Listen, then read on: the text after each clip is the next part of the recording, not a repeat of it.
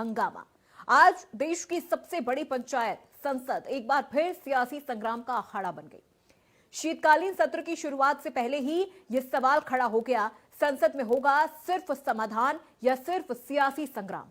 आज पहले ही दिन लोकसभा में हंगामा, नारेबाजी, विरोध और कार्यवाही का स्थगन यानी वही हुआ जिसकी आशंका पहले से जताई जा रही थी। शून्यकाल में विपक्ष ने चर्चा की मांग उठाई, स्पीकर ने शांति की अपील की, लेकिन हंगामा नहीं थमा और नतीजा पहले 12 बजे तक और फिर 2 बजे तक के लिए सदन स्थगित कर दिया गया। लेकिन इसके बाद जो सियासी बयानबाजी शुरू हुई उसने संसद से निकलकर सीधे देश की जनता के बीच एक नई बहस को छेड़ दिया है। प्रधानमंत्री नरेंद्र मोदी का बयान आया है, सदन में ड्रामा नहीं डिलीवरी होनी चाहिए। ये एक लाइन नहीं, ये एक सीधा राजनीतिक संदेश था। अब विपक्ष ने इसी डायलॉग को हथियार बना लिया है। अखिलेश यादव ने पलटवार किया। अखिलेश ने कहा, ड्रामा कौन करता है देश सब जानता है। डिंपल यादव ने एसआईआर की जल्दबाजी और बीएलओ पर दबाव का मुद्दा उठा दिया। इमरान मसूद ने पीएम से सीधे सवाल कर दिया। उन्होंने कहा कि असली ड्रामेबाज कौन है ये देश तय करेगा। और फिर कांग्रेस से प्रियंका गांधी वाड्रा मैदान में उतरी। उन्होंने साफ कहा कि मुद्दों पर बोलना और उन्हें उठाना ड्रामा नहीं है। ड्रामा तो तब होता है जब चर्चा ही ना होने दी जाए। प्रियंका गांधी ने चुनाव की स्थिति, एसआईआर और प्रदूषण जैसे मुद्दों को देश के असली सवाल बताए हैं। प्रियंका वाड्रा ने ये बातें पीएम मोदी के उस कमेंट पर दी जो उन्होंने संसद के शीतकालीन सत्र की शुरुआत से पहले कही थी। तो सवाल अब सीधा है, क्या विपक्ष जरूरत से ज्यादा हंगामा कर रहा है या सरकार बहस से बच रही है? क्या संसद अब समाधान नहीं बल्कि बयानबाजी का अखाड़ा बन गया है? और सबसे बड़ा सवाल, संसद में ड्रामा या जनता के लिए डिलीवरी? आज इन्हीं सवालों के साथ हम चर्चा करेंगे, लेकिन उससे पहले प्रधानमंत्री नरेंद्र मोदी का बयान आपको सुनवाते हैं और फिर मेहमानों का रुख करेंगे। आग्रह रहेगा कि हम इन चीजों को गंभीरता से लें। ड्रामा करने के लिए जगह बहुत होती है, जिसको करना है करते रहें। यहां ड्रामा नहीं डिलीवरी होनी चाहिए। नारे के लिए भी जितने नारे बुलवाने हैं वो पूरा देश खाली पड़ा है। जहां पराजित होकर के आए वहां बोल चुके हो, जहां अभी पराजय के लिए जाने वाले हो वहां भी बोल दीजिए। लेकिन यहां तो नारे नहीं, नीति पर बल देना चाहिए और वो आपकी नीयत होनी चाहिए। Like what you said, pollution, other issues, SIR, which are it is a huge issue for democracy. What is going on? Whether it's the election situation or the SIR, these are huge issues. Let's discuss them. What is Parliament for? Let's discuss them. Let them have a discussion. It's not drama. Speaking about issues, raising issues is not drama. Drama is not allowing discussion. Drama is not having a democratic discussion about issues that matter to the public. We've spoken about pollution. Why are we not raising it? Why are we not allowed to? Today I've asked for 0 hour on it. Why are we not allowed to discuss these things? ये मुस्कुराहट बता रही है कि drama कौन करता है। Drama, democracy, केवल इसलिए ड्रामा शब्द का इस्तेमाल करना क्योंकि डी से डेमोक्रेसी है। हम ये चाहते हैं कि सिंसियरिटी से काम हो एसआईआर पे और कोई भी मतदाता छूटे नहीं। जो ये जान जा रही है ये भी ड्रामा है क्या? हमारे साथियों ये बताइए, जो बीएलओ ये जान चली गई जिनकी, तो ये क्या ड्रामा था कि जान जाना? तो ये शब्दों पे मत खेलिए, इधर उधर मत जाइए। इलेक्शन कमीशन की जिम्मेदारी ये बनती है कि सभी का वोट बन जाए। और बीजेपी तो ऐसा ड्रामा करती है पुलिस से मिलकर के कि रिवॉल्वर लगवा देती है वोट डालने जाओगे तो। वो भी ड्रामा ही था शायद, रिवॉल्वर लगाना, मतदाता को रोकना। वो आज तस्वीर है नहीं मेरे पास, लेकिन आपके पास सब होगी आर्काइव में तस्वीर।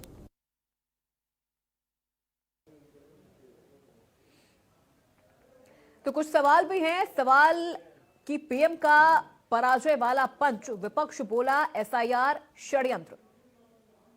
पीएम का संदेश साफ है, हंगामा नहीं होगा माफ। तो आज उस सत्र का पहला दिन और पहले ही दिन जम के हंगामा हुआ है। ड्रामा या डिलीवरी, विपक्ष के लिए क्या है जरूरी? एसआईआर पर नहीं चर्चा तो विपक्ष फिर फाड़ेगा पर्चा। एसआईआर पर बवाल जबरदस्त, किसका बढ़ेगा सिर दर्द? तो आज जिस तरह से पीएम मोदी ने अपने संबोधन में कहा है कि ड्रामा नहीं डिलीवरी होनी चाहिए, तो इससे संदेश साफ है कि यहां पर जनता को अब इस तरह का ड्रामा नहीं चाहिए। सदन की जो कार्रवाई है वो यथावत चलती रहे, क्योंकि सदन ड्रामे की जगह नहीं है। यहां पर जनता के मुद्दे उठाए जाते हैं। ये शीतकालीन सत्र है, यहां पर जनता के मुद्दे उठाने के लिए उनके जो प्रतिनिधि हैं वो यहां पर मौजूद रहते हैं, और इसीलिए ये उम्मीद जताई जाती है कि यहां पर जनता के मुद्दों को उठाया जाएगा, उस पर चर्चा होगी, उस पर बहस होगी। लेकिन अब यहां पर एक बार फिर से हंगामा ओवर हो रहा है। तो यह सबसे बड़ा सवाल है कि बार बार क्या यही एक पैटर्न विपक्ष ने चुन लिया है कि पहले वो हंगामा करेंगे, फिर सदन से वॉकआउट कर जाएंगे, सदन की कार्रवाई को चलने नहीं देंगे, और उसके बाद बाहर निकलने के बाद बयानबाजी शुरू हो जाती है। तो पीएम का पराजय वाला पंच, विपक्ष बोला एसआईआर षड्यंत्र। इस चीज का अंदेशा सबको पहले से था कि जैसे ही सत्र की शुरुआत होगी, पहला दिन एसआईआर के मुद्दे को लेकर काफी ज्यादा हंगामेदार रहेगा। जिसके बाद प्रियंका गांधी वाड्रा, अखिलेश यादव, इन तमाम विपक्षी दलों के लीडर्स की तरफ से पीएम के इस भाषण पर, पीएम के इस डायलॉग पर जमकर कटाक्ष भी किया गया।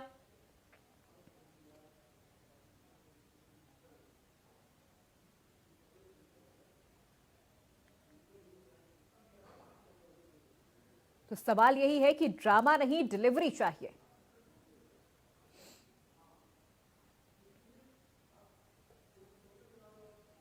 चलिए चर्चा की शुरुआत करते हैं एक एक करके। मेहमानों से पहले आपका परिचय करवाते हैं। देवेंद्र प्रमुख जी हमारे साथ जुड़ गए हैं, प्रवक्ता है बीजेपी पार्टी से। देवेंद्र जी बहुत स्वागत आपका। अतुल यादव जी हमारे साथ जुड़ गए हैं, प्रवक्ता है समाजवादी पार्टी से। अतुल यादव जी आपका भी बहुत स्वागत। रतन तिवारी जी हमारे साथ जुड़ गए हैं, प्रवक्ता है कांग्रेस पार्टी से। रतन जी आपका बहुत स्वागत है। और नवीन दुबे जी हमारे साथ जुड़ गए हैं, राजनीतिक विश्लेषक के तौर पर। नवीन जी आपका भी बहुत स्वागत है। सबसे पहले नवीन जी मैं आपसे ही समझूंगी, ड्रामा नहीं डिलीवरी होनी चाहिए। और आज जिस तरह से पीएम नरेंद्र मोदी ने अपना ये भाषण दिया, मीडिया ब्रीफिंग जिस तरह से उन्होंने की है कि ड्रामा जहां वो पराजय करके आए हैं वहां जाकर करें, जहां वो पराजय प्राप्त करने वाले हैं वहां जाकर करें। बिहार चुनाव जीतने के बाद पक्ष का जो कॉन्फिडेंस लेवल है वो काफी ज्यादा हाई नजर आ रहा है, और अमूमन ऐसा होता है। लेकिन विपक्ष के लिए परेशानी बहुत ज्यादा बढ़ गई है। बिहार हाथ से गया, पश्चिम बंगाल अभी रहेगा कि नहीं रहेगा ये उनकी परफॉर्मेंस पर डिपेंड करता है। लेकिन ड्रामा नहीं डिलीवरी चाहिए, इसे किस तरह से देखते हैं आप? पूर्वा जी, दो तीन चीजें हैं, और एक तो एसआईआर का मुद्दा है जिसको लेकर विपक्ष मुखर है। दूसरा आपने बिहार चुनाव का जिक्र किया, और बंगाल के लिए जिस तरीके से भारतीय जनता पार्टी की महत्वाकांक्षा है कि हम वो भी जीतेंगे। देखिए, दो तीन चीजें हैं जिनको हमें जब डिस्कशन करना है तो अपने संज्ञान में रखना पड़ेगा। ये बड़ा महत्वपूर्ण है। महत्वपूर्ण ये है कि आपने एसआईआर कराया, एसआईआर के साथ साथ चुनाव आयोग की जो भूमिका है वो कहीं निष्पक्ष दिखाई नहीं देती है।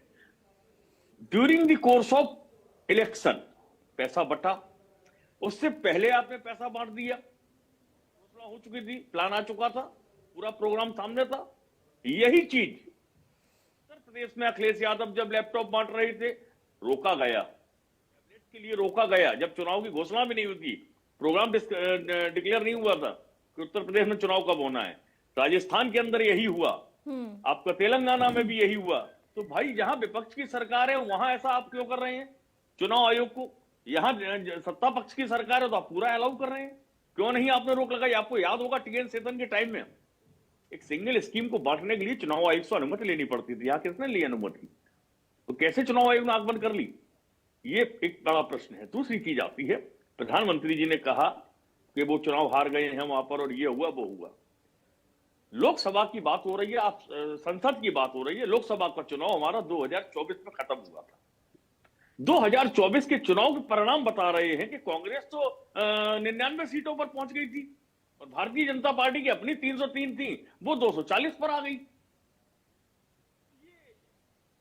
किसके साथ था? किसने किसको जनादेश दिया? इसका भी अध्ययन भारतीय जनता पार्टी को, आदरणीय माननीय प्रधानमंत्री जी को करना चाहिए। बिहार एक छोटा राज्य है, चुनाव हुआ, ठीक है, 243 सीटों पर चुनाव हुआ। जिस तरीके की प्रक्रिया वहां अपनाई गई वो अभी भी प्रश्नगत है।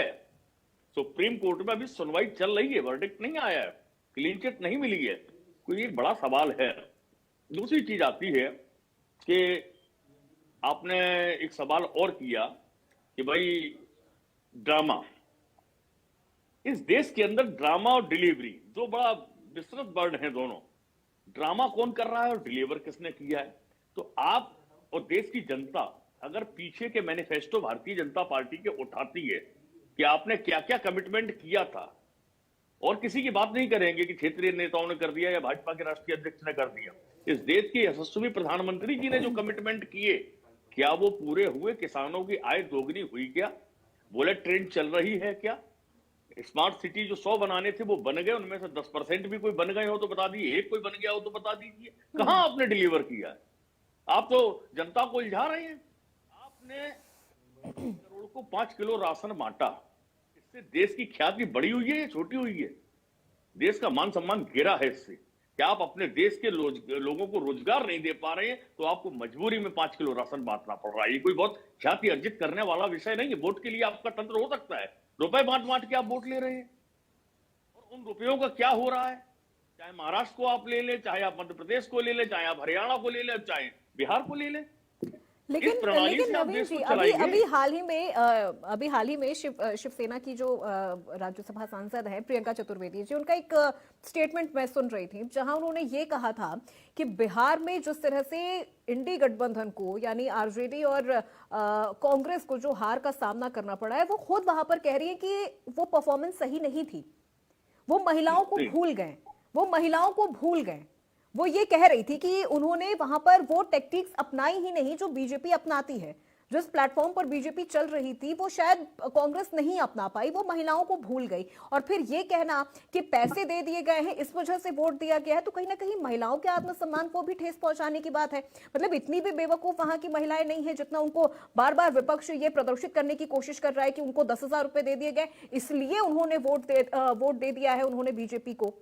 नहीं, अपूर्वा जी मैं जवाब दूंगा, 30 सेकंड में जवाब दूंगा। देखिए ऐसा है, महिलाएं बिहार की भी थी और महिलाएं मणिपुर की भी थी, और वो महिला मणिपुर की थी, एक पूर्व सैनिक की पत्नी थी। उस पर क्यों नहीं पीड़ा जागी देश के प्रधानमंत्री जी की? प्रश्न इस बात का है, वो दर्द नहीं दिखाई दे रहा था। आप तो मणिपुर पर सदन चिल्लाते रहे, 147 सांसद आपने सस्पेंड कर दिए, चर्चा ही करना मुनासिब नहीं समझा ना। मणिपुर के ऊपर कोई बात की प्रधानमंत्री जी ने, क्यों नहीं की भाई? आप किस चीज को हाइड एंड सीक खेल रहे थे? तो ड्रामा और डिलीवरी में अंतर कौन है? कहां ड्रामा और डिलीवरी में अंतर? वो तो जनता जान रही है, वो देख रही है। तीसरी एक और चीज आती है, महिलाओं को आपको देना था ना, एंड टाइम पे क्यों मान रहे हैं भाई? वो महिलाएं एक दिन में तो गरीब हुई नहीं है ना, उनकी आर्थिक स्थिति एक दिन में कमजोर नहीं हुई है। स्वयं सहायता समूह की महिलाएं हैं ना, तो आप उनको पहले से दे देते ना, कोरोना के बाद बांट देते, क्या दिक्कत थी भाई? अचानक से चुनाव के टाइम पे ये यादें क्यों आती हैं? कि जनता समझ, क्या देश की महिलाएं भी मूर्ख नहीं है, देश की जनता भी मूर्ख नहीं है। हाँ बेशक राजनीतिक दल, सत्ताधारी दल जो है वो उनको बेवकूफ समझता है, और यही कारण है कि वो 330 से 240 पर आया। चलिए ठीक है। देवेंद्र प्रमुख जी, ड्रामा और डिलीवरी को लेकर अब एक बार फिर से जो ये वार पलटवार है, आरोप प्रत्यारोप है, ये चीजें शुरू हो गई हैं। जिस तरह से पीएम नरेंद्र मोदी ने कहा कि ड्रामा करने की जरूरत नहीं है, डिलीवरी की जरूरत है, उन्होंने विपक्ष को लेकर कहा। अब यहां पर उल्टा ये तमाम चीजें आप लोगों के ऊपर घूम गई है कि ड्रामा और ना तो डिलीवरी आप कर पा रहे हैं और ड्रामा खूब कर रहे हैं। अपूर्वा जी, प्रत्यक्ष को कभी प्रमाण की जरूरत नहीं होती है। ड्रामा डिलीवरी का अंतर पूरा देश जानता है। आज 21 प्रदेश प्लस 22वें में भारतीय जनता पार्टी की सरकार पूरे देश में चल रही है, और तीसरी बार हम संसद में सरकार चला रहे हैं, देश में सरकार चला रहे हैं। उसके बाद अगर हम राज्यों की बात करते हैं तो हरियाणा ताजा, आपने तीसरी बार वहां भारतीय जनता पार्टी की सरकार बनी है। महाराष्ट्र में जिस तरह से बहुमत आया है, दूसरा बिहार की जो ताजा, देखिए हार और जीत अच्छी बात है, लोकतंत्र में होनी चाहिए, लेकिन इस तरह से सूपड़ा साफ हो जाना ये कहीं ना कहीं विचारणीय बात होती है, और ये करनी भी चाहिए। जिस भी पार्टी के साथ जो घटना घटे उसको, उसके लिए ये आईना अच्छा हो सकता है। और जिस तरह से बात करें, हमारे भाई, हमारे विशेषज्ञ तौर पर बैठे हैं, हमारे मित्र भी हैं, उनको मैं नवीन जी का सम्मान करता हूँ। आईना दिखाने वाली बातें जो होती हैं वो एक विश्लेषक का काम भी यही होता है। हम तो निश्चित जो है नवीन भाई बिल्कुल सुधार करने की स्थिति में है और करते रहेंगे, क्योंकि हमें सीखने में कभी कोई गुरेज नहीं होता। अगर कोई कमी रहती है, ये देश की जनता जनार्दन का आशीर्वाद है कि भारत में तीसरी बार नरेंद्र मोदी के रूप में जिस तरह से सरकार बनी है, विश्व के पटल पर आज भारत जहां खड़ा है, जीडीपी, अर्थव्यवस्था, इकोनॉमी, हाँ मुझे अच्छा लगा आपने आज कोई ऐसी चीज नहीं की है जो कमियां हैं, जो स्मार्ट सिटी की बात की है, कुछ रही है, तो हो सकता है उन्हें भी हम आगे तक आपके कहने के अनुसार जरूर प्रयास करेंगे, क्योंकि हमारा जो अगला मकसद है वो 2027 में उत्तर प्रदेश की जो बात आती है, तो उत्तर प्रदेश देश का सबसे बड़ा राज्य है और माननीय प्रधानमंत्री जी की एक वाणी थी जो लिखी थी बिहार से कि गंगा निकल चुकी है और अब बंगाल की तरफ बढ़ चुकी है, क्योंकि वही हमारा मिशन है। हम वो इशारे में सारी चीजें समझते हैं और हम हर कार्यकर्ता 80 करोड़ प्लस लोग आज भारतीय जनता पार्टी 24 करोड़ हम कार्यकर्ता हैं और 80 करोड़ का हमें जो समर्थन मिलता है, तो 80 करोड़ की अनाज की बात भी होती है, जो फ्री अनाज की। मैं तो ये कहता हूं कि फ्री अनाज की बात नहीं है नवीन जी, हमने स्कीमें इतनी लगाई हैं और जाति धर्म व्यक्ति विशेष से ऊपर भारत में जो भी है अंत्योदय की चौथी पंक्ति में खड़ा गरीब व्यक्ति में सबसे पहले मुसलमान की बात करता हूं, बड़ी संख्या में लाभ लेता है और लोग हम पर हिंदू मुसलमान का लगा कर एडिकेट आराम से निकल जाते हैं। लेकिन तथ्य जो है तथ्यात्मक बात है, सारा देश जानता है। कभी कभार तो मैं मुस्लिमों के लिए भी कहता हूं कि अंदरूनी आप रोक नहीं पाते। 3 तलाक के बाद पसमंडा मुसलमान के साथ जो निर्णय हुआ उसमें भारतीय जनता पार्टी को अंदरूनी सपोर्ट मिलता है, पुश मिलता है और विपक्ष देखता रहता है, बुरी तरह जो है धोखा खा जाता है। फिर मैं कह रहा हूं कि ठीक है, लोकतंत्र में लड़ाई रहनी चाहिए, व्यक्ति विशेष की लड़ाई नहीं हो, देश की एकता अखंडता की बात करिए, संवैधानिक हो, लोकतांत्रिक हो, सरकार को कहीं आईना दिखाइए, लेकिन बेवजह की जब चीजें लेकर जनता के बीच में जाते हैं और वो झूठ निकलता है बार बार। आप जिनकी बात कर रहे हैं, अगर एक भी नेता विपक्ष के पास कोई ऐसा हो जिसमें आय की संपत्ति से अधिक का मुकदमा माननीय मोदी जी या योगी जी के समीप तक टिकता हो तो मैं मान लूंगा। हाँ, कांग्रेस के पास कुछ नेता ऐसे हैं, आप उन्हें बढ़ाइए आगे, जो लड़ सके, जिनमें दम हो, जिनकी ऐसा कैरेक्टर हो कि वो मोदी जी को ही चैलेंज करेंगे।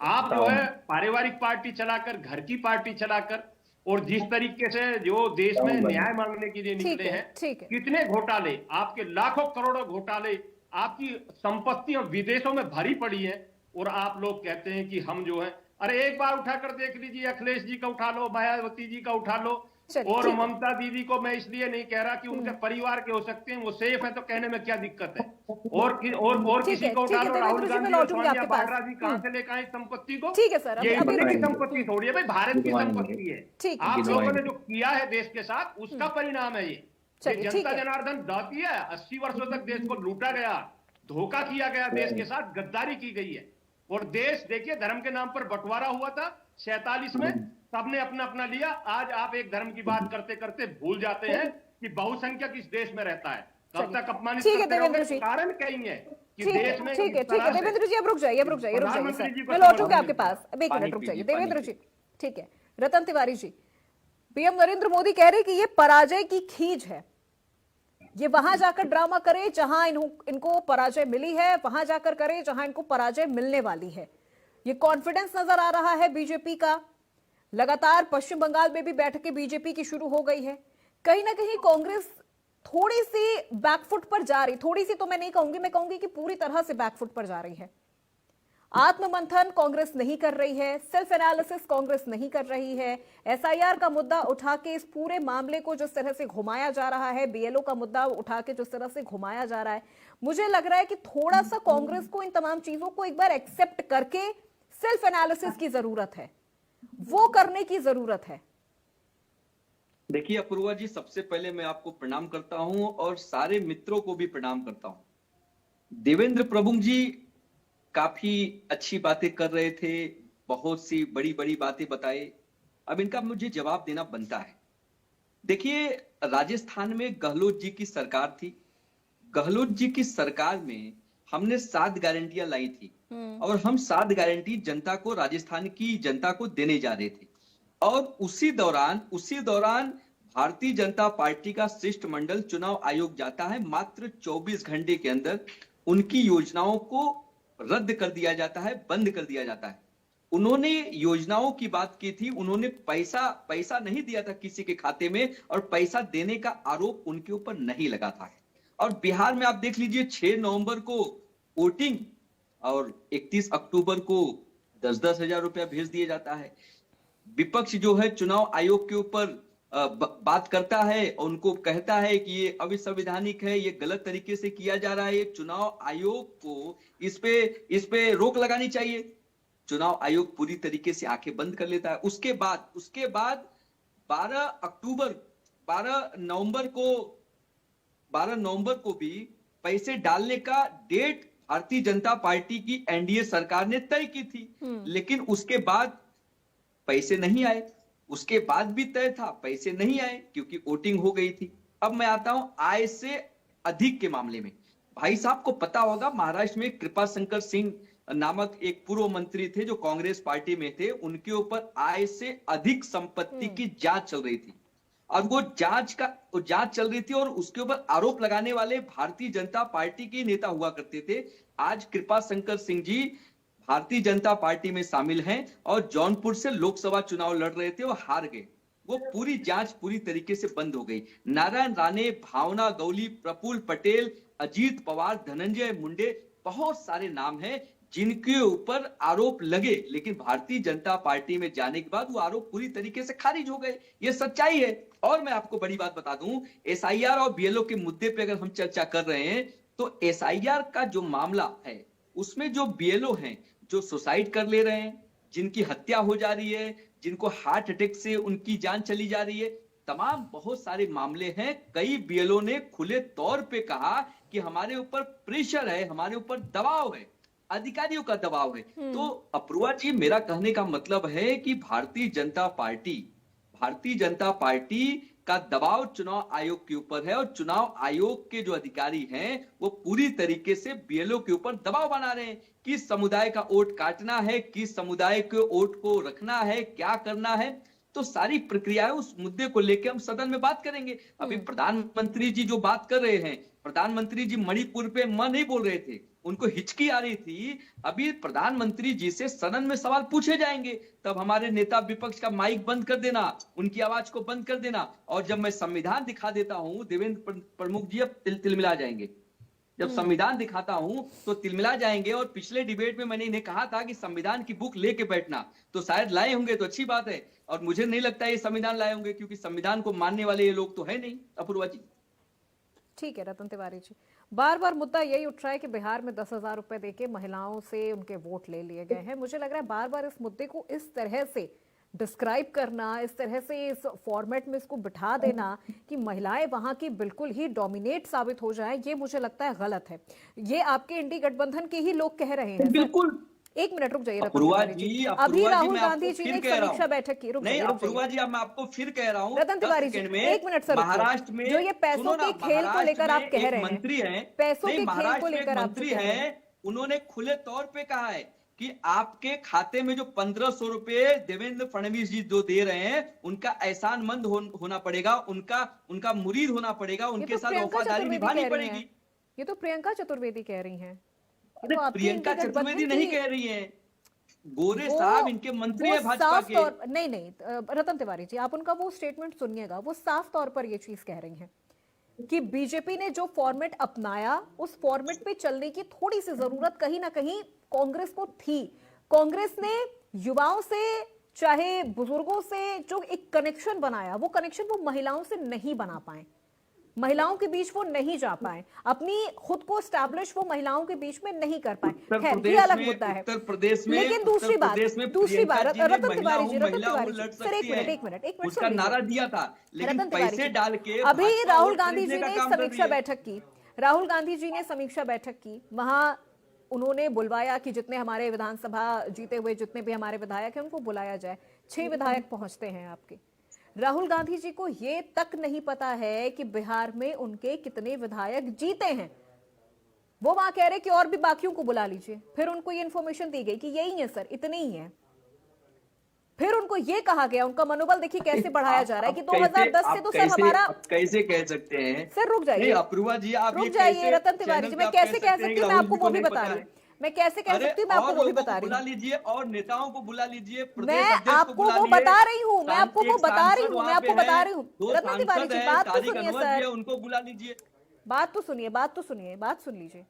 फिर ये कहकर मनोबल बढ़ाया गया है कि सर देखिए 2010 में तो हमारे 4 विधायक जीते थे, हमने थोड़ा सा ग्रोथ किया है, पिछले बार से हमारा ग्रोथ अच्छा रहा है, इस बार हमारे 6 जीते हैं। खूब तालियां बजी। फिर एक समीक्षा बैठक होती है, वहां से निकलने के बाद आपकी ही पार्टी के नेता कह रहे हैं अरे पैसा ले लेके तो टिकट दिया गया है, तो हारेंगे नहीं क्या? अब पैसे का हेर फेर इधर हुआ है कि पैसे का हेर फेर इधर हुआ है, ये अब आप लोग पक्ष विपक्ष बैठ के इस पूरे मुद्दे को सुलझाइए। मैं अतुल यादव जी का रुख करूंगी।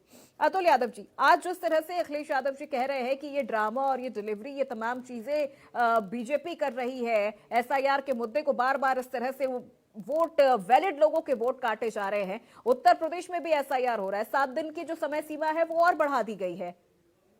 फिर कैसे अब एसआईआर के इस मुद्दे को कैसे अब आप लोग इतना नेगेटिव किस तरह से घुमा पाएंगे सर?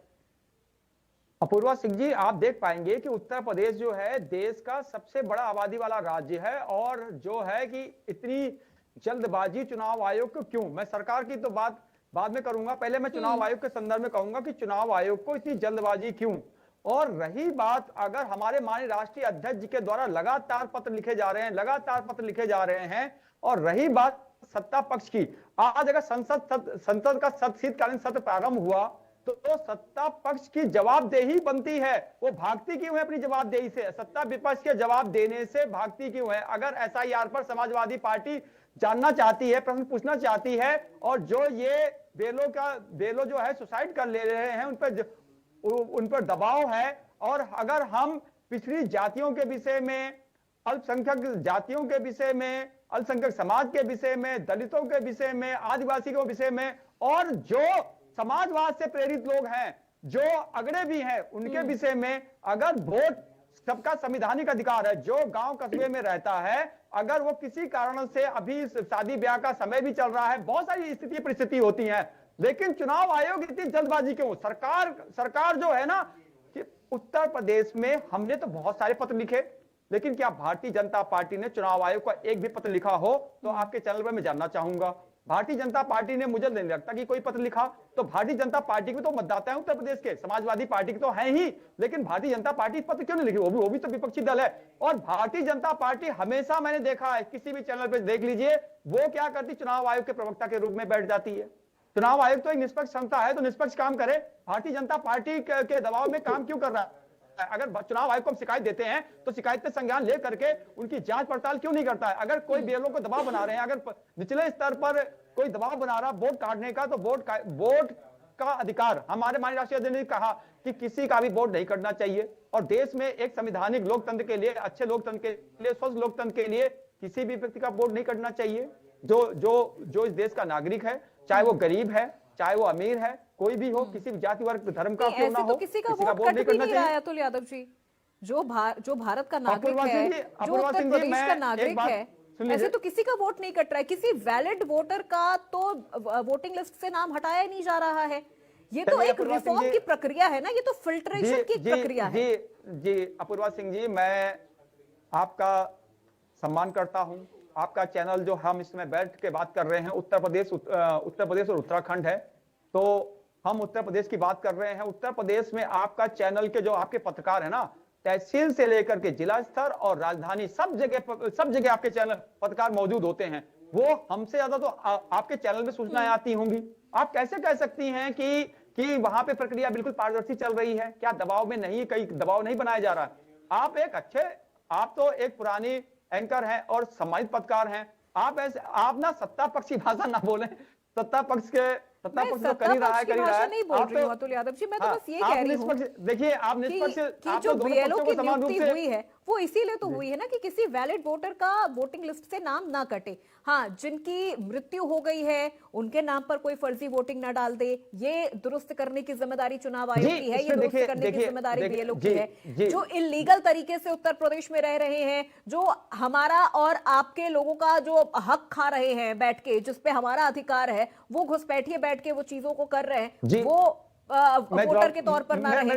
तो फिर जब उनको हटाया जा रहा है तो फिर मुझे नहीं लगता एसआईआर की इस फिल्ट्रेशन की प्रक्रिया पर इतने सवाल उठाने की जरूरत है। हाँ, बीएलओ की जो मृत्यु हो रही है, बीएलओ अगर सुसाइड कर रहे हैं, एक भी अगर बीएलओ की जांच जारी है तो वो गलत है, वो जांच का विषय है।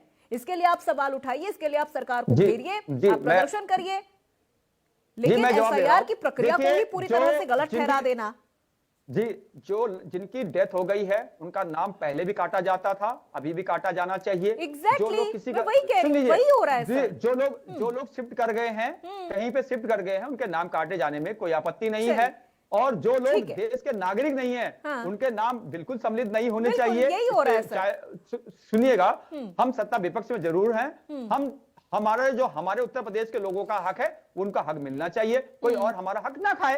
बिल्कुल, इसमें कोई यही होना बुराई नहीं है। चाहिए और लेकिन मुझे लग रहा है इस प्रक्रिया सुनिएगा, के तहत देखिए, यही हो सुन रहा है। लीजिए। ठीक है, अब रुक जाइए सर, हमारे सहयोगी भी नहीं। हमारे साथ बने हुए हैं। एक सवाल नहीं, उनसे भी मैं ले लेती हूं, फिर मैं एक- आऊंगी आपके पास सर, मैं आऊंगी आपके पास। Atul Yadav ji please sir. KN Pandey हमारे सहयोगी संवाददाता हमारे साथ लखनऊ से लाइव जुड़े हुए हैं। केएन पांडे, लगातार आप ग्राउंड पर हैं, आप देख रहे हैं एसआईआर की जो प्रक्रिया है वो शुरू हो चुकी है, बीएलओ घर घर जा रहे हैं, एसआईआर की जो प्रक्रिया है फॉर्म भर रहे हैं, 7 दिन की उनको और अतिरिक्त समय सीमा उनकी बढ़ा दी गई है। किस तरह का रिएक्शन आप ग्राउंड पर देख रहे हैं कि क्या वाकई बीएलओ के ऊपर जो वर्क प्रेशर है वो उस तरह से नजर आ रहा है कि वो अपनी जान ही देने पर आ जाएं? क्योंकि हमने बिहार में भी देखा, इससे कम समय में वहां पर एसआईआर की प्रक्रिया होती है, लेकिन वहां से इस तरह की कोई खबर सामने नहीं आई है। जी अपूर्वा, मैं आपको बताना चाहूँगा कि जो बीएलओ जो लोगों के घरों तक जा रहे हैं, अब तक लगभग वो जो 1 महीने का टाइम दिया गया था, ये प्रक्रिया 4 नवंबर से शुरू होकर के 4 दिसंबर तक पूरी होनी थी। हालांकि अब इसमें जो है भारत निर्वाचन आयोग ने 7 दिन का टाइम और बढ़ाया हुआ, तो उनको लगता है कि अब थोड़ा उनको टाइम और मिलेगा। थोड़ा बहुत लगता है कि उनको प्रेशर जरूर रहा होगा, जिसको लेकर के सरकार के खिलाफ जो है एक तरीके से मुकर होती रही है तमाम विपक्षी पार्टियाँ। लोग जा रहे हैं ग्राउंड स्तर पे, लोग जाकर लोगों से अब तक 2 बार से ज़्यादा लोग 15 करोड़ से ज़्यादा उत्तर प्रदेश में मतदाता हैं, उनके घरों तक बीएलओ पहुंच चुके हैं और उनका 2 बार जो है परीक्षण भी कर चुके हैं। अब लगता है कि जो तीसरा फेज बचा हुआ है, जो अंतिम फेज बचा हुआ, वो लोग जाएंगे। हालांकि थोड़ा बहुत प्रेशर ये महसूस कर रहे होंगे, क्योंकि हो सकता है कि उनको इस चीज़ का जो है ट्रेनिंग ना दी गई हो। जैसा कि अभी अखिलेश यादव जी ने जो सवाल भी उठाया कि जितने भी बीएलओ काम पे जा रहे हैं उनके ऊपर प्रेशर है, उनको समय से प्रशिक्षण नहीं दिया गया, जिसके चलते वो उहापोह की स्थिति में है और जिसकी वजह से ये लोग खतरनाक जो है कदम उठाने के लिए मजबूर हो रहे हैं। हालांकि उनके सवाल में कितना दम है ये तो जांच पड़ताल के बाद पता लगेगा, लेकिन कहीं न कहीं ये जरूर परिलक्षित होता है कि जो बीएलओ कामकाज में उनको प्रशिक्षण की अभाव ऐसा प्रतीत होता है, क्योंकि इसी उहापोह की स्थिति में वो अपने ऊपर जो है वो प्रेशर महसूस करते हैं और कहीं न कहीं इस तरीके से गलत कदम उठाने के लिए मजबूर होते रहे होंगे। ये तो जांच का विषय है, लेकिन सरकार को या विपक्षियों को जो है वो सर की प्रक्रिया पे सवाल नहीं उठाना चाहिए, बल्कि जो समय सीमा निर्धारित की गई उसी पर लगातार सवाल उठाते रहे हैं। क्योंकि अगर देखा जाए सर की प्रक्रिया बिहार में हुई है, तो बिहार में 65 लाख से ज़्यादा जो एक तरीके से अवैध मतदाता थे उनके जो है मताधिकार से वंचित किया गया, और उसके बावजूद भी एनडीए की सरकार वहाँ पे बनती है। तो अगर सरकार वहाँ पे देखा जाए कि अगर अपने पक्ष में काम करवाती होती तो ऐसा नहीं होता। वहाँ पे जितने लोग भी जीते हुए हैं वो जो है एनडीए के ही लोग हो सकते हैं, लेकिन अगर हारे हुए लोग हैं वहाँ पे, तो इसका मतलब ये नहीं कि अगर मतदाता लोगों को पड़ा होता तो जो 10% ज़्यादा मतदान पड़ा है वो ऐसा ना होता। 65 लाख मतदाता का मताधिकार से वंचित होने के बावजूद भी अगर वहाँ पे बिहार जो है मताधिकार 10% ज़्यादा हुआ, तो कहीं न कहीं सर की प्रक्रिया सफल हुई है। अपूर्वा सिंह, 1 मिनट लूंगा मैं। हाँ, सबसे बड़ी बात क्या हो जाती है कि मैंने एक चीज पाई है कि नवीन जी इस चैनल पे बैठे हुए हैं, इनके साथ मैं कई बार बैठा हुआ हूं, ये भी एक वसर्ण समाज से आते हैं, लेकिन वो निष्पक्ष बात रखते हैं। और हमारे कई लोग ऐसे भी होते हैं, वो सत्ता पक्ष का ही गुणगान करते हैं, सत्ता विपक्ष को ऐसे दर्शाते हैं कि सत्ता पक्ष तो बिल्कुल कुछ नहीं कर रहा। सत्ता पक्ष की भी अहम भूमिका होती है। हम लगातार, क्या जो बीएलओ खत्म हुए उनका दर्द जानने के लिए सत्ता पक्ष का कोई व्यक्ति झांकने भी गया है? वो भी तो उत्तर प्रदेश के नागरिक हैं, वो कहीं दूसरे प्रदेश के नागरिक भी नहीं है। तो कभी, और वो देखा जाए वो हिंदू हैं जितने खत्म हुए अभी तक, जिनके साथ ऐसी जो घटना घटी, वो सबके सब जो हिंदू ही हैं। लेकिन भारतीय जनता पार्टी क्या करती है, कहीं दुख दर्द जानने तक की भी कोशिश नहीं करी गई। सबसे बड़ी बात क्या है कि मैंने एक चीज और भी पाई, आपको चैनल पे बड़े सामान लोग मानवीय दृष्टिकोण भूलते चले जा रहे हैं। सत्ता के लालच में किस प्रकार की प्रक्रियाएं हो रही हैं ये सब देख रहे हैं। सबसे बड़ी बात है कि मैं आपके चैनल का सम्मान करता हूं, बार बार मैं उन बातों को नहीं बोलूंगा। लोकतंत्र की मजबूती के लिए विपक्ष में जो पार्टी, समाजवादी पार्टी है या अन्य दल है जिस राज्य में, अगर मीडिया वाकई में सत्ता पक्ष को उतना सम्मान देगा तो देश लोकतंत्र मजबूत होगा। SIR हो, मना नहीं कर रहे, हमारे ठीक है, पीढ़ी अतुल लगातार अब देखिए, गांव अब कस्बों तक चूंकि लगे देखिए हुए सर हैं। वक्त, लेकिन जो ठीक है है, भारतीय जनता ठीक है, पार्टी अतुल चुनाव जी, आयोग पर क्यों देखिए निकाल करती चर्चा है? अंतिम केवल चरण पे है, विपक्षी- चर्चा अंतिम चरण पे है, तो सवाल यहाँ पर जो होंगे संक्षेप में ही मैं जवाब लेना चाहूंगी सभी मेहमानों से। एक सवाल अभी यहाँ पर देवेंद्र प्रमुख जी से है, उसके बाद में नवीन जी का रुख करूंगी। देवेंद्र जी, अब यहाँ पर पहले तो BLO की जाति को लेकर सवाल उठ रहे थे, अब यहाँ पर सवाल ये उठ रहा है कि जितने BLO ने सुसाइड किया है या जितने BLO की मौत हुई है वो हिंदू हैं। देखिए, पहले जाति फिर धर्म से अब उनको नापा जा रहा है। देवेंद्र जी, नहीं अतुल जी नहीं सर, देखिए ये कहना कि जितने BLO की मौत हुई है वो हिंदू, अरे सर दुख चाहे हिंदू BLO की मौत हो चाहे मुस्लिम BLO की मौत हो, सर दुख उतना ही है, गलत उतना ही है, ये चीज गलत उतनी ही है, चाहे हिंदू BLO मरे चाहे मुस्लिम BLO मरे। सर प्लीज इसमें कम से कम धर्म वाली चीजें मत डालिए। पहले आपने जाति वाली चीजें डाली, वो हजम नहीं हो पा रही थी सर, अब आप इसमें धर्म की राजनीति कर रहे हैं, ये मत करिए सर, प्लीज ये मत करिए सर, ये मत करिए, इस पे राजनीति नहीं होनी चाहिए सर, इस पे राजनीति मत करिए। चाहे एक BLO की जान जा रही है चाहे 4 BLO की जान जा रही है, वो दुखदाई है, लेकिन प्लीज इसे जाति और धर्म से मत तौलिए। भारतीय जनता पार्टी उनके घर तक क्यों नहीं पहुंची? देवेंद्र हमारे प्रमुख जी, राष्ट्रीय अरे अध्यक्ष तो पहुंचे ना, हर वो जगह। सवाल आप पूछिए, वो सवाल आप पूछिए, लेकिन ये मत करिए ना सर कि वो हिंदू ही है, भारतीय जनता पार्टी वो हिंदू ही है। आप ठीक है, आपका ये सवाल वैलिड है कि बीजेपी क्यों नहीं उनके घर गई है, बीजेपी क्यों नहीं उनके बारे में पूछ रही है, लेकिन प्लीज सर ये मत करिए कि वो हिंदू थे या उनकी जाति देखकर उनको BLO बनाया जा रहा है, प्लीज ये चीजें मत करिए सर। ठीक है देवेंद्र प्रमुख जी, मतलब है कि भारतीय जनता पार्टी हिंदू रुक जाइए, नहीं सर प्लीज, अब देखिए अब आप ये कहेंगे तो फिर सर चर्चा दूसरी तरफ चली जाएगी, सर चर्चा दूसरी तरफ चली जाएगी। यहाँ पे राजनीति करने के लिए सपा भी है, यहाँ पर राजनीति करने के लिए बीजेपी भी आई है, कांग्रेस भी राजनीति करने के लिए आई है सर। यहाँ पर अब राजनीति को समाज सेवा से मत तौलिए, यहाँ पे सभी राजनीति करने आए हैं सर, खुल्लम खुल्ला सब कुछ होती है चीजें। यहाँ पर नहीं कुछ करना होता तो सर कहीं स्कूल में बैठ के सरकारी टीचर बन गए होते, प्राइवेट टीचर बन गए होते। सर राजनीति करने का मतलब है कि सब कुछ खुल्लम खुल्ला होना चाहिए। आप भी राजनीति करने के लिए आए हैं, बीजेपी भी राजनीति ही करने के लिए आई है सर। देवेंद्र प्रमुख जी जवाब दीजिए। देखिए अपूर्वा जी, जाकी रहे भावना जैसी प्रभु मूर्त देखी तिन तैसी। अब हिंदू मुसलमान सिख की बात ये फिर लेकर आते हैं और फिर कहते हैं कि बीजेपी करती है। पहले तो मैं ये कहता हूं कि मैं हमेशा बात करता हूं कि अंत्योदय की चौथी पंक्ति में खड़ा व्यक्ति हर समाज का हो सकता है, हिंदू मुसलमान हो सकता है। ये जो ईडीए पीडीए चला रखा है ना, इस पीडीए में नवीन भाई बचाने के लिए आगे, उनका धन्यवाद। लेकिन मनुवादी, मिश्रा, फलाना ढिकड़ा, ये छोटी मानसिकता के काम है भाई, इसको बंद कर दीजिए। ये कह के डंके की चोट पर जो है अपनी राजनीति करिए, आप सवाल करिए अच्छे। हमारे साथी अभी संविधान की किताब मुझे लेकर आनी नहीं, संविधान मेरे दिमाग में बसा हुआ है।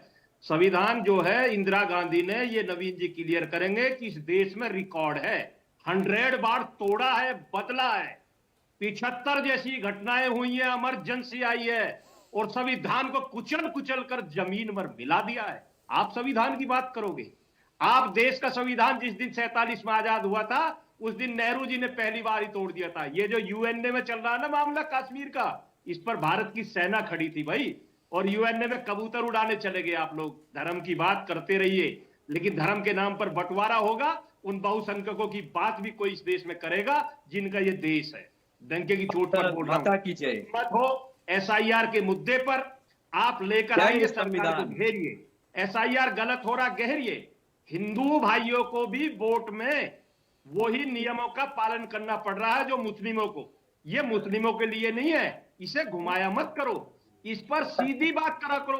ये देश के दर्शक जो है, नेशनल चैनल है, बड़े लोग दूर तक पूरे देश में डिबेटें घूमती हैं, एक वर्ड निकलकर नोटेड हो जाता है। अगर कोई गलत बोलता है तो बात तक भी उसकी जवाबदेही होती है। ये कोई कागज का मिनट पीडिया नहीं है कि एक अखबार में छपा, पन्ना गल के 2 दिन में खत्म हो गया। सर्च करते हैं नौजवान, और कौन नेता क्या बोल रहा है, कौन प्रवक्ता क्या बोल रहा है, सबकी जवाबदेही होती है भाई। हम लोग जो है झूठ एक हद तक बोल सकते हैं, अपनी पार्टी के पक्ष में कोई पक्ष रख सकते हैं, लेकिन हमारी नैतिक जिम्मेदारी बनती है कि हमको पढ़कर आना चाहिए। हम जिस चीज पर मुद्दे पर बोल रहे हैं उसका ज्ञान होना चाहिए।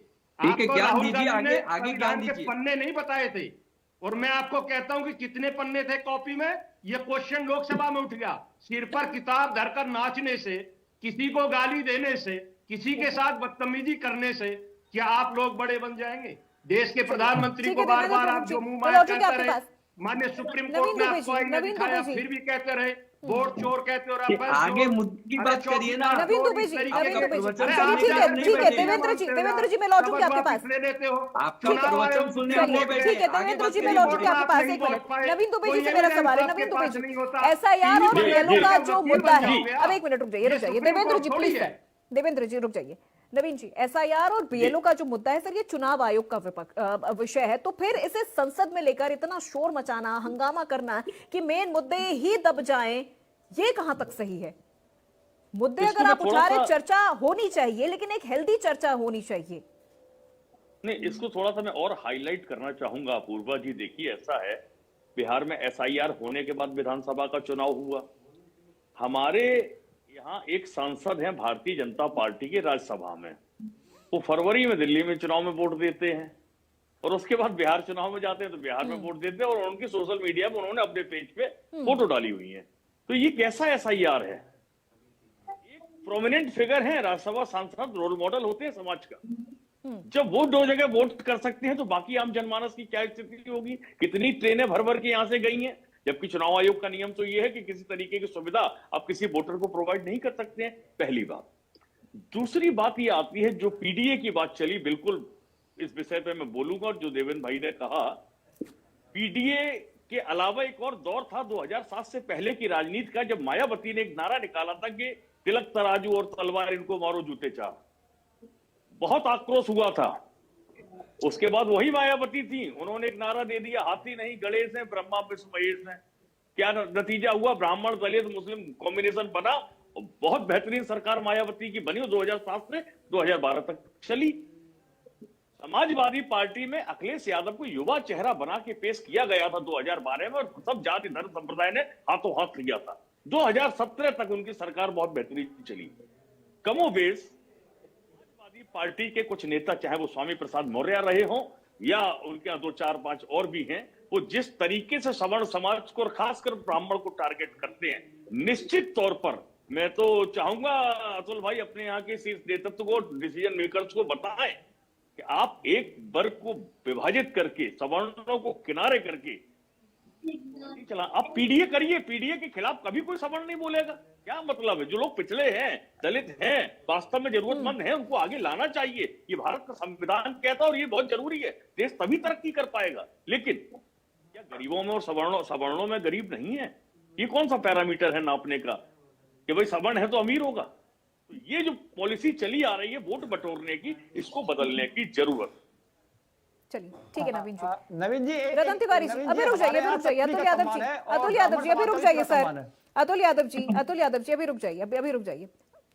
नवीन जी, जब सरकार, माफ कीजिएगा रतन जी, जब सरकार कह रही है कि हम बहस करने के लिए तैयार हैं, तो फिर विपक्ष यहाँ पर नियमों को ताक पर रखकर हर बार हंगामा क्यों कर रही है? क्या ये एक पैटर्न बन गया है? एसआईआर और बीएलओ का मुद्दा अगर आप उठा रहे तो ये आप चुनाव आयोग के सामने भी ये मुद्दा रख सकते हैं। चुनाव आयोग से आप सवाल करिए इस विषय को लेकर। संसद की प्रक्रिया जो इस वक्त जनता के मुद्दे को लेकर उठाई जाती है, वहां पर फिर इस तरह से हंगामा करना, संसद का सत्र न चलने देना, वॉकआउट कर जाना, ये तमाम चीजें कब तक आखिर चलेंगी? देखिए अपूर्वा जी, मैं बार बार कह रहा हूं कि हम जब चुनाव आयोग से सवाल करते हैं तो जवाब देने के लिए भारतीय जनता पार्टी के नेता चैनल पे आ जाते हैं। और मैं बार बार कह रहा हूं कि मॉडल ऑफ कंडक्ट के अंदर पॉइंट नंबर 4 के ऊपर साफ साफ लिखा है, कोई भी पॉलिटिकल पार्टी जो वोटर है उसे वोटिंग बूथ तक नहीं ले जा सकती, उसे संसाधन मुहैया नहीं करा सकती। और या तो मैं सही बोल रहा हूं, यह अभी नवीन जी ने भी कहा, लेकिन पानीपत के अंदर हमने हरियाणा में देखा किस प्रकार वहां पे ट्रेन को भर भर के एक मंत्री ने हरी झंडी दिखा के बिहार रवाना किया। महाराष्ट्र में लोगों को ट्रेन में भर भर कर बिहार रवाना किया गया। हमने बहुत सारे वीडियोस देखे, फुटेज देखे, कई अखबारों में पढ़ा, लेकिन उसके बाद भी चुनाव आयोग अपनी आंख को बंद कर लेता है। जब हम चुनाव आयोग से सवाल पूछते हैं तो जवाब देने के लिए देवेंद्र प्रमुख जैसे भाजपा के प्रवक्ता आ जाते हैं। तो हम सवाल किससे पूछे? सदन में हम जब जीएसटी पे चर्चा कर रहे थे, नोटबंदी पे चर्चा कर रहे थे, महंगाई पे चर्चा कर रहे थे, अडानी पे चर्चा कर रहे थे, मणिपुर पे चर्चा कर रहे थे, तो हमारी माइक को बंद किया जा रहा था। तो राहुल गांधी जी ने 4000 किलोमीटर तक पदयात्रा शुरू की। हम जनता के बीच में गए और जनता का भारी प्रतिसाद मिला। तो कहने का तात्पर्य है अपूर्वा जी कि हम सदन में सवाल पूछना चाहते हैं, चर्चा कराना चाहते हैं, लेकिन सरकार को भी तैयार होना पड़ेगा। विपक्ष, पहले हम विपक्ष को जो सम्मान देते थे वही सम्मान आज हम चाहते हैं, लेकिन भारतीय जनता पार्टी विपक्ष को ना के बराबर समझती है। जब हम महत्वपूर्ण मुद्दों पे बात करते हैं तो हमारी माइक को बार बार बंद कर दिया जाता है, लोकसभा का सीधा प्रसारण भी लाइव बंद कर दिया जाता है। ये पब्लिक डोमेन में है, मीडिया डोमेन में है, जनता जानती है। तो सरकार को भी विपक्ष को सुनना पड़ेगा, विपक्ष के साथ तालमेल बना के चर्चा करानी होगी, तभी जनता के लिए हम कुछ कर सकते हैं, जनता का उससे फायदा होगा। चलिए ठीक है। के.एन. पांडे, मैं अब आपका रुख करती हूँ और यहाँ पर आप लगातार आप देख रहे होंगे ग्राउंड पे कि किस तरह से बीएलओ और एसआईआर को लेकर जो तमाम चीजें हैं वो चल रही। क्या अभी तक आपके सामने इस तरह की कोई शिकायत, आप जब ग्राउंड पे काम कर रहे हैं, जब आप कवरेज करने के लिए जा रहे हैं, तो किस तरह की कोई शिकायत आ रही है पब्लिक की तरफ से, वोटर्स की तरफ से या एसआईआर बीएलओ की तरफ से कि जो वैलिड वोटर्स हैं उनके नाम काटे जा रहे हैं, या बीएलओ की तरफ से किसी तरह की कोई कंप्लेंट कि वोटर्स कोऑपरेट नहीं कर रहे हैं फॉर्म फिलअप करने में या कोई भी जानकारी देने में? जी, अभी तक का जो जानकारी मिली उसके साथ देखा जाए तो जो बीएलओ जाते हैं, कभी कभी उनके साथ समस्या ये होती है कि वो किसी के घर पे जाते हैं, नॉक करते हैं, तो लोग उस समय अवेलेबल नहीं होते हैं। तो इस वजह से जो एक बार में वो काम किया जा सकता था, वो काम दोबारा उनको करने के लिए दोबारा जाना पड़ता है। तो कई बार एक घर में कई बार उनको चक्कर लगाने पड़ते हैं। जो निर्वाचन आयोग ने 3 बार का उनको प्रिस्क्रिप्शन दिया था, कि से प्रिस्क्राइब किया था कि उनको 3 बार कम से कम किसी मतदाता से मिलना है, उनके घर पे जाना है, तो वो प्रक्रिया उनको 3 बार से ज्यादा करने के लिए मजबूर होना पड़ रहा है, जिससे उनका काम जो है एक तरीके से देखा जाए तो प्रभावित हो रहा है।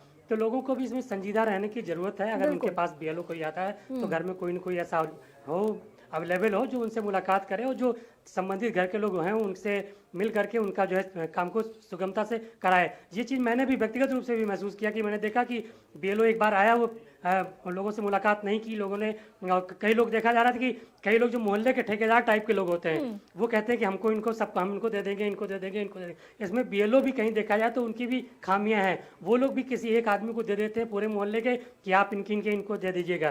तो कहीं ना कहीं दोनों तरफ से एक तरीके से देखा जाए तो कुछ ना कुछ खामियां देखने को मिल रही ग्राउंड जीरो पे। तो इसको थोड़ा संजीदगी से लेने की जरूरत है, चाहे वो बीएलओ हो, उनको भी जो है अगर उनके ऊपर टारगेट है तो उसको समय रहते पूरा करने की जरूरत है, और जो लोग जो घरों में मौजूद है उनको भी कॉपरेट करने की जरूरत है, ताकि समय सीमा के अंदर इस पूरी प्रक्रिया को जो है वो पूरा कर लिया जाए, ताकि किसी तरीके का प्रेशर बीएलओ के ऊपर भी ना हो और लोग छूटने भी ना पाए, मतदान से वंचित भी ना होने पाए। ये पूर्व है। बिल्कुल बिल्कुल। अब के.एन. पांडे, चूंकि हम लगातार ये चीजें देख रहे हैं कि जो प्रेशर है वो बीएलओ के ऊपर बढ़ता जा रहा है। ठीक है, अगर वो उन्हें एक टारगेट समय दिया गया है कि इस समय के अंदर उनको ये पूरे एक दिन में अगर उनको 10 घर का टारगेट दिया जा रहा है तो वो उनको पूरा करना है। एक घर में वो 3 बार जाके वहां पर सत्यापन कर सकते हैं, लेकिन यहाँ पर वोटर्स की भी बहुत बड़ी जिम्मेदारी बनती है कि जब बीएलओ आपके घर में जा रहे हैं, आपसे जानकारी हासिल करने की कोशिश कर रहे हैं, आपसे जब इंफॉर्मेशन मांग रहे हैं, तो आपका ये अधिकार, ये आपका कर्तव्य है, अधिकार नहीं, ये कर्तव्य है आपका कि आपको यहां पर अपनी जानकारी देनी है। आपको बीएलओ को नजरअंदाज नहीं करना है, उनको इग्नोर नहीं करना है, ना उनके साथ किसी तरह की कोई बदतमीजी करनी है, गाली गलौज करना है, क्योंकि वो भी अपना काम करने गए हैं। और आपको भी, वोटर्स को भी यहां पर अपनी जिम्मेदारियों को समझने की जरूरत है। नवीन दुबे जी, चूंकि सर वक्त अब अंतिम चरण पे है चर्चा के, तो मैं चाहूंगी कि एक क्लोजिंग कॉमेंट इस पूरे विषय को लेकर, सदन की आज की कार्रवाई को लेकर, एसआईआर के मुद्दे को लेकर, जिस तरह से एसआईआर का जो मुद्दा है, विपक्ष ये दिखाने की कोशिश कर रहा है कि वैलिड वोटर्स के नाम काटे जा रहे हैं, लेकिन पक्ष ये कह रहा है कि ये तो सिर्फ एक फिल्ट्रेशन की प्रक्रिया है, इसमें किसी भी वोटर्स के नाम नहीं कट रहे हैं, जो वैलिड वोटर्स हैं उनके नाम नहीं काटे जा रहे हैं। आज पीएम मोदी का कहना कि संसद में ड्रामा नहीं, डिलीवरी चाहिए। इस पूरे चीज को लेकर क्या क्लोजिंग कमेंट आपका रहेगा? और ये भी सर जवाब दीजिएगा कि विपक्ष का एक पैटर्न क्या आप देखते हैं सदन की कार्रवाई के दौरान? नहीं, देखिए, पूरी पार्लियामेंट की कार्रवाई एसआईआर के इर्द गिर्द घूम रही है। और मैं एक ताजा और बिल्कुल उदाहरण दे रहा हूं। दादरी विधानसभा में एक सोसाइटी आती है गौर सौंदर्यम टेक जोन 4 में, नोएडा एक्सटेंशन में।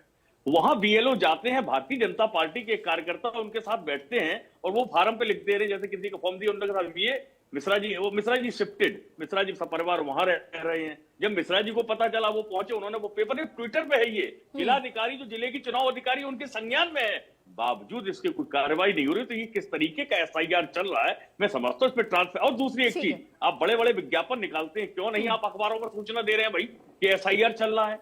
एक महीने के टाइम में कौन आदमी कहीं अगर कोई बाहर है वो कैसे आके मैनेज करेगा? फिर आप 2003 का दस्तावेज मांग रहे हैं। किसी के माता पिता अगर मान लीजिए कोरोना काल में चले गए, उनका वोटर आईडी नहीं मिल रहा है, कहां से वो बच्चा ढूंढेगा? और कहां जो 18 साल का हो गया कैसे वो वोट बनवा पाएगा बिना उसके? अगर उसके पास उनके पेरेंट्स का नहीं है तो वो कहां से ढूंढ के लाएगा? तो ये प्रक्रिया इतनी जटिल है कि इसको प्रक्रिया को भी थोड़ा टाइम आपको 90 ट्रांसपेरेंट दिन का करने की रखना चाहिए जरूरत था। है और इजी करने की जरूरत है। ये पक्ष को यहाँ पर सोचने की और चुनाव आयोग को इस पर विचार करने की जरूरत है। अतुल यादव जी, किस तरह से इस पूरी प्रक्रिया को देख रहे हैं? एसआईआर की प्रक्रिया उत्तर प्रदेश में शुरू हो गई है। उत्तर प्रदेश के चुनाव में कुछ ही वक्त बचे हैं, हालांकि कहने को तो 1 साल है, लेकिन वो 1 साल भी किस तरह से निकल जाएंगे ये तो पता भी नहीं चलेगा। तैयारियां किस तरह से नजर आ रही हैं? संसद का सत्र चल रहा है, किस तरह से मुद्दे उठाए जाएंगे? समाजवादी पार्टी लगातार अपनी बात उठाती रहती है और अभी जो हमारे साथी एक इस पैनल पे बैठे हुए नवीन जी ने बिल्कुल साफ कहा कि पारदर्शी प्रक्रिया होनी चाहिए और किसी भी मतदाता का, चाहे वो किसी धर्म जाति समाज का, गरीब अमीर कुछ भी हो, किसी का वोट नहीं करना चाहिए और समय सीमा बढ़ाई जानी चाहिए। समय सीमा जो है वो उत्तर प्रदेश एक बड़ा राज्य है, बड़ी आबादी, वोट नहीं कटना चाहिए, वैलिड वोटर्स के नाम नहीं कटने चाहिए, फिल्ट्रेशन की ये प्रक्रिया है, घुसपैठियों को वोट देने का कोई अधिकार नहीं है। रतन तिवारी जी, क्लोजिंग कमेंट इस पूरे विषय को लेकर सर आपका, कि विपक्ष एसआईआर का जो ये मुद्दा है सिर्फ इसे चुनावी मुद्दा के तौर पर देख रहा है या इसका कोई राजनीतिक फायदा उठ रहा है?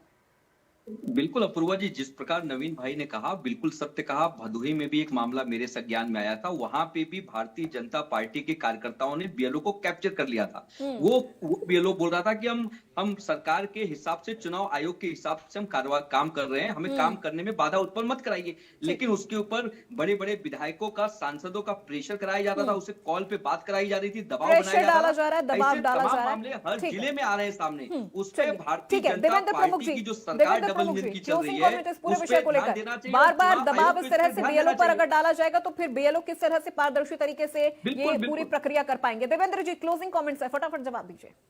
देखिए पूर्वा जी, सबसे पहले मैं आपके पैनल का धन्यवाद देता हूं। नवीन भाई, आप आज विशेष रूप से बधाई के पात्र हैं, क्योंकि मुझको तो आपका सामना करना ही पड़ता है, मुझे तो पता है, लेकिन दोनों साथी बड़े खुश हैं। आज तीनों लोग एक साथ होकर लड़े हो और मैं नहीं, ऐसा नहीं है, चाहता मैंने हूं। समाजवादी पार्टी को घेरा है। मेरे और विशेष रूप से मैं कहना चाहता हूं कि जो हमारे साथियों की मांग है, नवीन भाई की बात को विशेष अपनी से संबद्ध करता हुआ, कि एसआईआर के मुद्दे पर सरकार स्पष्ट काम कर रही है और आगे भी करती रहेगी। अगर कहीं जरूरत की सुधार है तो बात स्वीकार की जाएगी, लोकतंत्र बहाल रहेगा, नेशन फर्स्ट रहेगा। आप चिंता ना करें, देश में जो है हर काम लोकतांत्रिक तरीके से होगा। बस विपक्ष की भूमिका निभाए, इधर उधर की बातें ना करें, बात मुद्दे की करें तो मजा आएगा, आनंद आएगा। चलिए ठीक है, देवेंद्र प्रमुख जी, अतुल यादव जी, रतन तिवारी जी और नवीन दुबे जी, आप चारों मेहमानों का बहुत शुक्रिया। केएन पांडे हमारे सहयोगी हमारे साथ जुड़े इस विषय पर चर्चा करने के लिए। केएन पांडे, आपका भी बहुत शुक्रिया।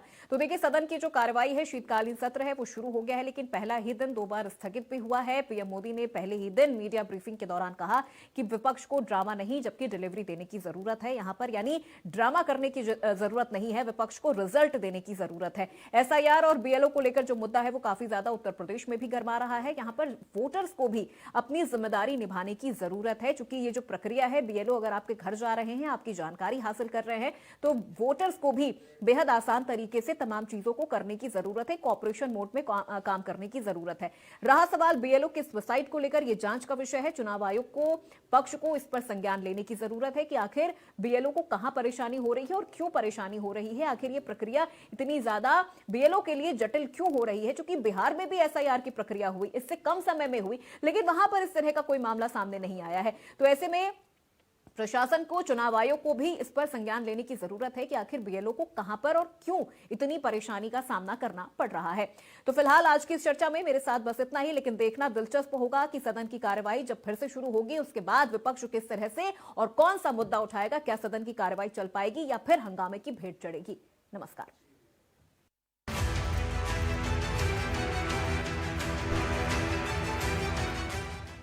मेहनत और समर्पण के प्रतीक अन्नदाताओं को डबल इंजन सरकार ने दी है नई पहचान। कर्मयोगी सरकार ने किया है वो दमदार काम जो दशकों तक था सिर्फ